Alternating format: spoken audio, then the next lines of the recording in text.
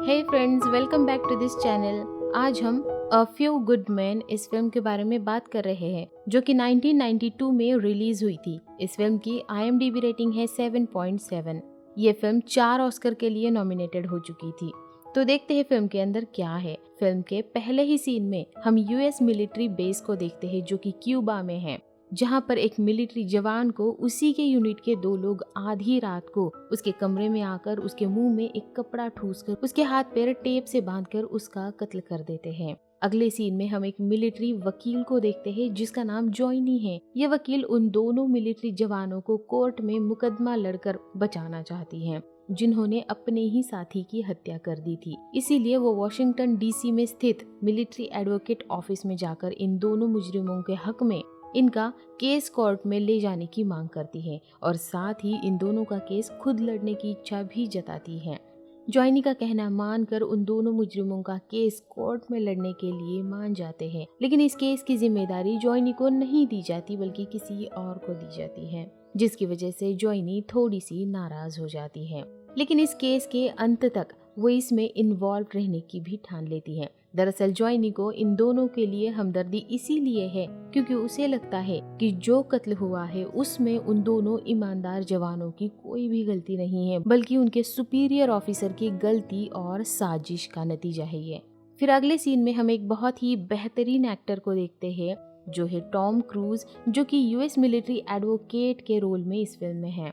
उनका नाम इस फिल्म में डैनियल है और डैनियल को उन दोनों मुजरिमों का केस सौंप दिया जाता है। डैनियल को वकीली का सिर्फ 9 महीनों का एक्सपीरियंस है और वो कुछ खास अच्छा वकील भी नहीं है। दरअसल डैनियल काफी आलसी और बचकाना भी है। वो किसी भी बात को लेके कभी भी सीरियस नहीं रहता और उसे रोज बेसबॉल खेलना बहुत पसंद है। और जब पहली बार जॉइनी डैनियल को देखती है तो वो उसे देखकर, उसके बिहेवियर को देखकर हैरान रह जाती है।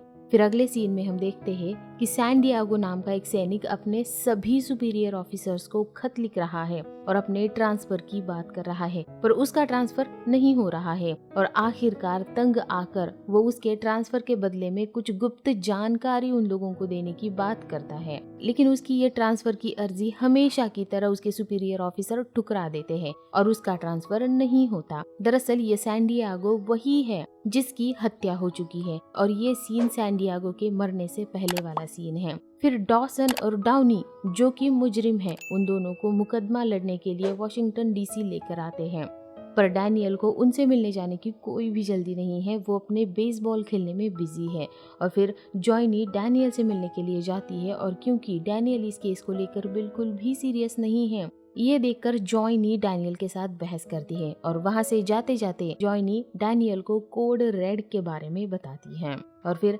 डैनियल तुरंत ही उन दोनों से पूछताछ करने के लिए पहुंच जाता है। वहां पर वो उन दोनों से कोड रेड के बारे में पूछता है। डॉसन डैनियल को बताता है कि उनके बेस में अभी भी कोड रेड लागू किया जाता है। दरअसल कोड रेड कोई भी ऑफिशियल कोड नहीं है, इसका कोई कहीं रिकॉर्ड नहीं है। एक्चुअल में जब भी कोई सैनिक डिसिप्लिन को तोड़ता है या फिर किसी सैनिक को सजा देने की नौबत आती है तो उसे कोड रेड कहा जाता है। जब किसी सोल्जर को कोड रेड दिया जाता है तो उसे किसी भी किस्म की सजा दी जा सकती है, जैसे कि उसे मारना पीटना या फिर उसे गंदे पानी से नहलाना या फिर उसे एक कमरे में बंद करके उसका खाना पीना बंद कर देना। तो इस केस में भी डॉसन और डाउनी दोनों को भी सैन डिएगो को कोड रेड देने के ऑर्डर्स मिले थे उनके सुपीरियर से। क्योंकि कोड रेड इलीगल है, इसीलिए इसका जिक्र बड़े ऑफिसर्स कहीं भी नहीं करते। पर जॉइनी चाहती है कि उन दोनों सैनिकों को सजा ना मिले बल्कि उस ऑफिसर को सजा मिले जिसने कोड रेड के ऑर्डर दिए थे।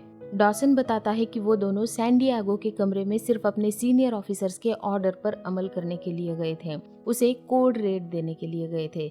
सैन डिएगो को खत्म करने का इन दोनों का कोई इरादा नहीं था, लेकिन जांच के दौरान सामने आया था कि इन दोनों ने जो कपड़ा सैन डिएगो के मुंह में ठूसा था उसमें जहर था, जिसकी वजह से सैन डिएगो की मौत हो चुकी थी।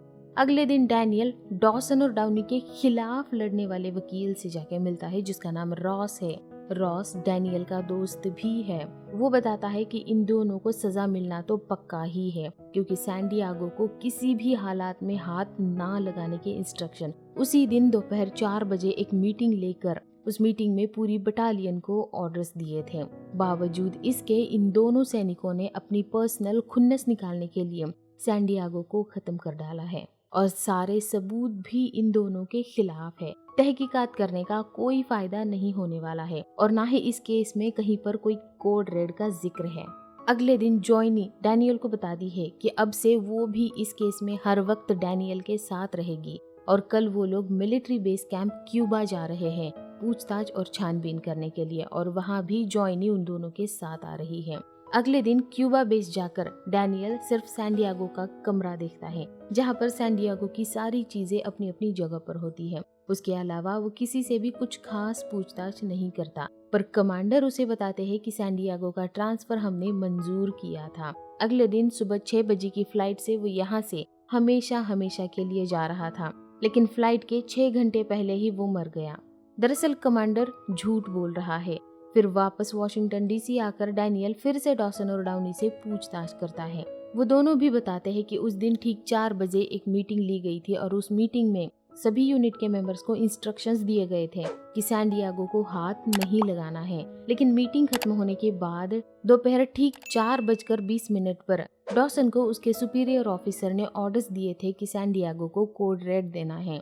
फिर डैनियल रॉस से मिलता है और रॉस उसे एक ऑफर देता है और कहता है कि उन दोनों को सिर्फ 6 महीने में हम बाहर निकाल सकते हैं। अगर वो लोग अपना जुर्म कबूल लेते हैं तो ये केस हम कोर्ट में जाने से पहले ही इसे खत्म कर देंगे। कोर्ट जाने से पहले ही सारी फॉर्मेलिटीज कंप्लीट कर देंगे, इन दोनों को दोषी ठहरा देंगे और फिर 6 महीने के बाद इनको हम बाहर निकाल सकते हैं। और ये ऑफर लेकर जब डैनियल डॉसन के पास जाता है तो डॉसन इस ऑफर को ठुकरा देता है और कहता है कि हम लोग मुजरिम नहीं हैं, हमने तो अपना मरीन होने का फर्ज निभाया था और अपने सीनियर के ऑर्डर्स को फॉलो किया था। तब डैनियल को बहुत गुस्सा आता है और वो इस केस को छोड़ने का मन बना लेता है क्योंकि केस में बिल्कुल भी दम नहीं है। वैसे भी ये दोनों केस हार जाएंगे और उन दोनों को कम से कम 12 साल की सजा तो होगी ही। और अब डैनियल को डॉसन पर गुस्सा भी आ रहा है क्योंकि डॉसन डैनियल की बात नहीं मान रहा था। फिर रात भर डैनियल सोचता है, वो समझ चुका था कि उसके जैसे सिर्फ 9 महीने के एक्सपीरियंस वाले वकील को ही इस केस के लिए अपॉइंट क्यों किया गया होगा, क्योंकि ये केस कभी कोर्ट रूम तक पहुंच ही ना पाए। अगले दिन डैनियल कोर्ट रूम में क्लियर कर देता है कि वो ये केस लड़ रहा है, वो इस केस को नहीं छोड़ रहा है और उन दोनों बेगुनाहों को सजा से बचाने की पूरी कोशिश करेगा।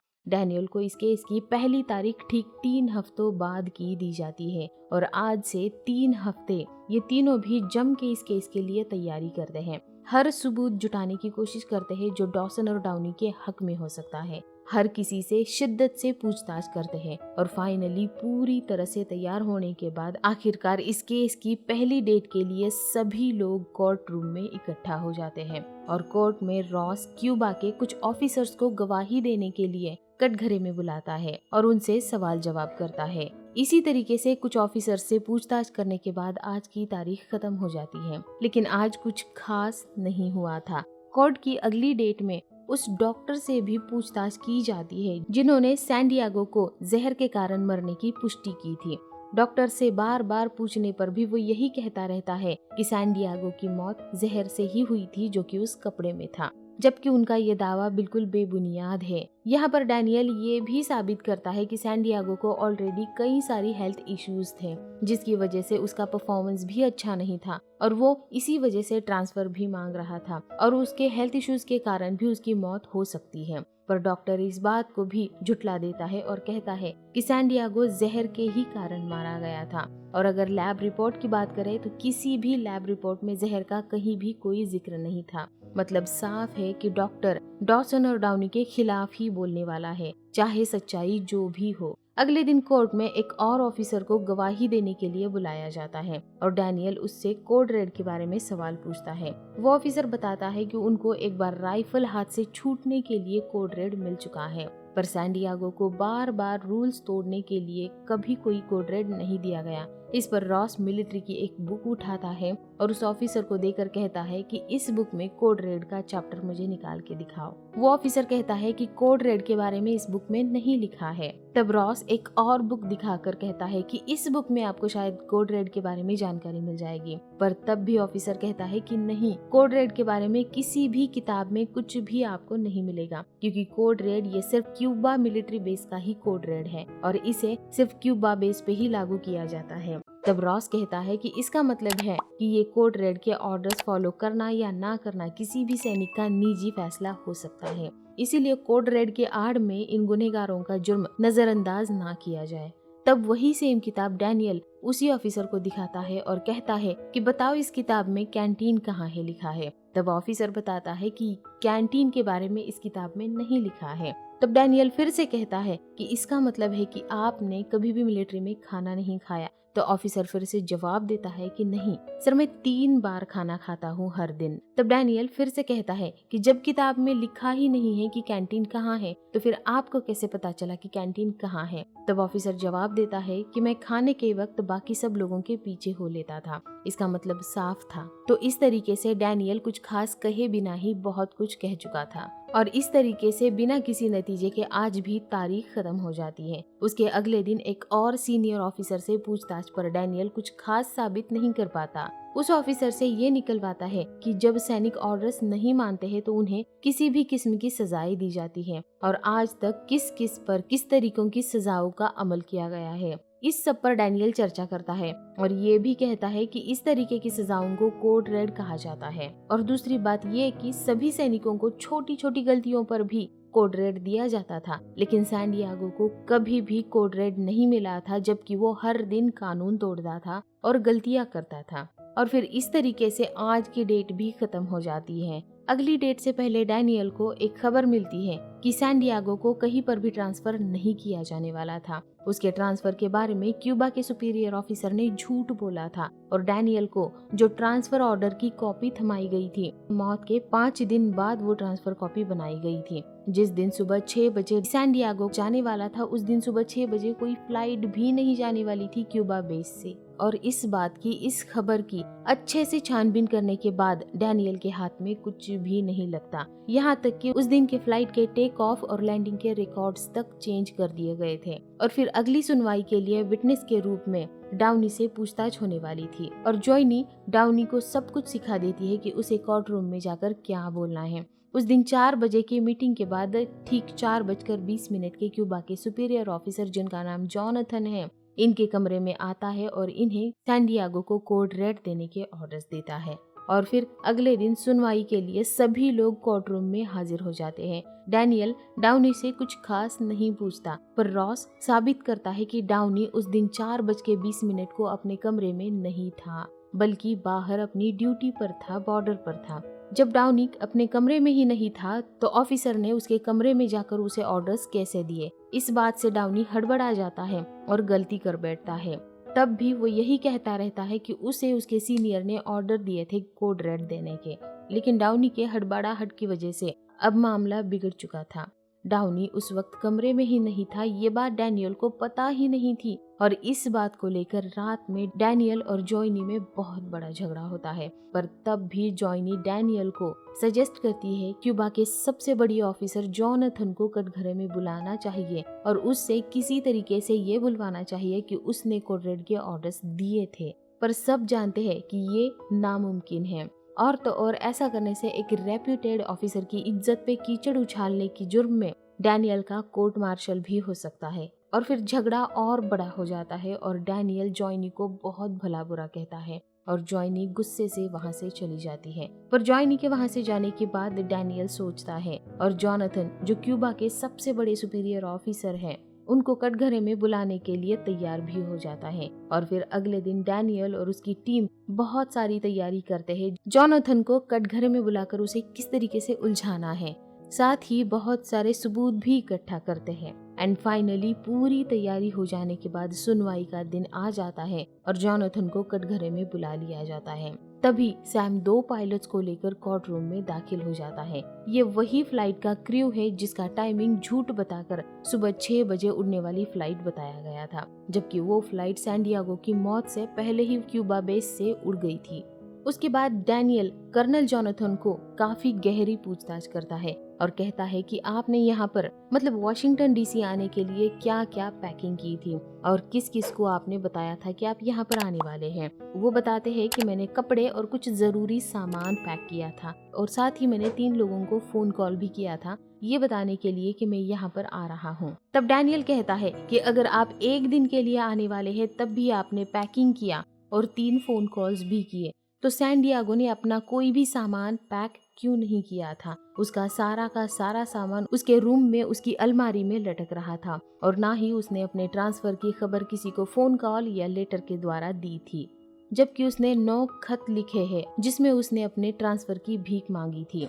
और जब ट्रांसफर मिला तब उसने किसी को भी कुछ भी क्यों नहीं बताया। इस पर कर्नल जोनाथन कहता है कि शायद उसका कोई भी दोस्त नहीं होगा जिसे वो फोन कॉल कर सके और शायद वो पैकिंग अगली सुबह जल्दी उठकर करने वाला होगा, तो मैं कुछ भी ठीक नहीं बता सकता उसके बारे में, इसीलिए ऐसा क्यों ये मैं नहीं जानता। तब डैनियल बताता है कि ऐसा इसीलिए था क्योंकि उसका कोई भी ट्रांसफर नहीं होने वाला था और आपने एक झूठा ट्रांसफर ऑर्डर बनाया था सैन डिएगो के मौत के बाद। फिर डैनियल जोनाथन से ऑर्डर्स को लेकर सवाल जवाब करने लगता है कि आपने तो सैन डिएगो को हाथ ना लगाने के ऑर्डर्स सारी यूनिट को दिए थे, फिर उसका ट्रांसफर आप क्यों कर रहे थे। तब जोनाथन बताता है कि उसकी जान को खतरा था इसीलिए उसका ट्रांसफर करना जरूरी था। तब डैनियल कहता है कि आपका ऑर्डर आपकी यूनिट के लोग नहीं मानते, क्या वो भूल गए थे कि आपने क्या ऑर्डर्स दिए थे। क्या पहले भी कभी ऐसा हुआ है कि आपने ऑर्डर्स दिए और सैनिकों ने नहीं माने। जब आपने उसे हाथ ना लगाने के ऑर्डर्स दिए थे तो फिर उसकी जान को खतरा कैसे हो सकता है। डैनियल अलग अलग तरीके से ऑर्डर्स को लेकर सवाल पूछता हुआ देखकर जोनाथन गुस्से से बौखला जाता है और एक लंबा सा भाषण देता है कि वो बॉर्डर पर रहता है और वहाँ पर ऑर्डर्स ना मानना मतलब मौत है। डैनियल फिर से कहता है कि अगर आपने सैन डिएगो को हाथ ना लगाने के ऑर्डर्स दिए थे तो फिर उसकी जान को खतरा कैसे हो सकता था, जिसकी वजह से आपने उसका ट्रांसफर करवाया था। आपने दोनों ऑर्डर्स क्या सोच कर दिए थे। इसका मतलब आपके ऑर्डर्स के खिलाफ जाकर सैन डिएगो पे हमला हुआ था। क्या फिर सैन डिएगो को कोड रेड देने के ऑर्डर्स आपने क्यों दिए थे। इस तरीके से सवालों को सुनकर जोनाथन और भी ज्यादा गुस्से में आकर बौखला जाता है और गुस्से से जोर जोर से चिल्ला कर बात करने लगता है।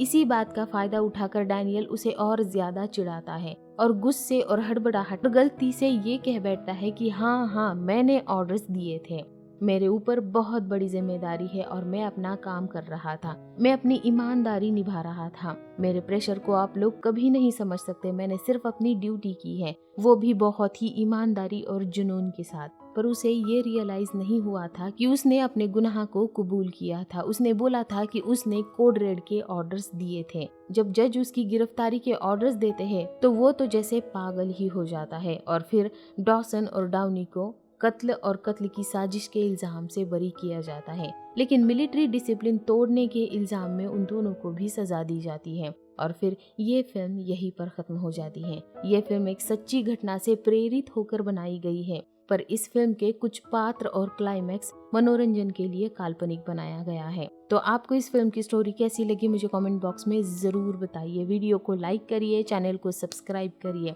अपने दोस्तों के साथ शेयर भी करिए। मैंने एक और चैनल ओपन किया है, प्लीज जाके उसको भी चेकआउट कर लीजिए, वहाँ पर भी आप सब्सक्राइब करिए, मुझे सपोर्ट करिए। And finally thanks for watching, bye bye.